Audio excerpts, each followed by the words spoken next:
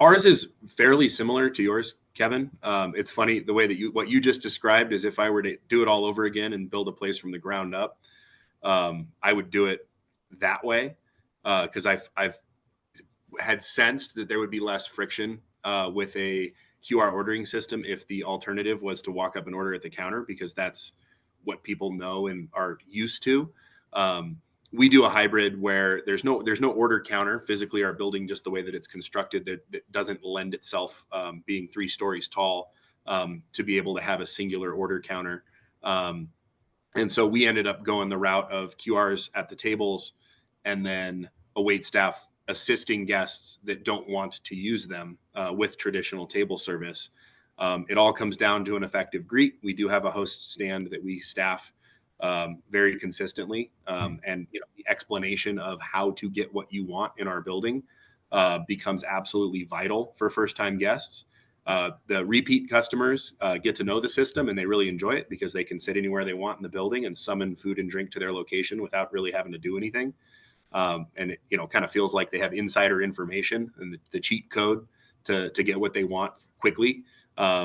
With that hybrid model, you totally nailed it. The speed and efficiency of service, as well as the consistency, is really the name of the game. If somebody's doing the transactional heavy lifting, you have to over deliver on how fast that stuff comes out and how consistent the quality is, because there is not a member of your wait staff there to smooth anything over if things go awry. People's patience for how fast things come out and using the system in general is shortened quite a bit when they are in charge of placing their own orders. And so that speed is really one of the only ways to combat that and stay ahead of it.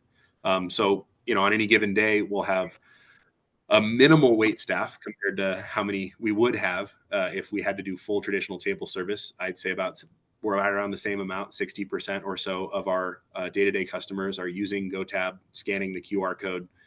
Also, with the number of activities that we have in our building, it is very often that folks will start in one place and end up in another.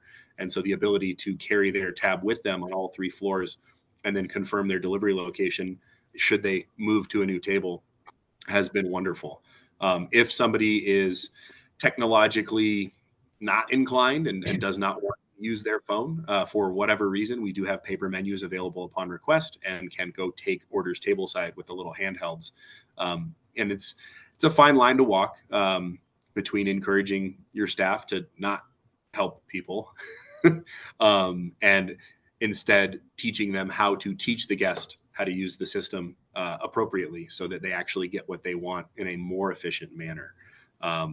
And then our patio outside during the summer months, we have signage up on the tables and the patio itself, as well as verbal indicators from the wait staff that we do not take orders on the patio. That is QR code service only.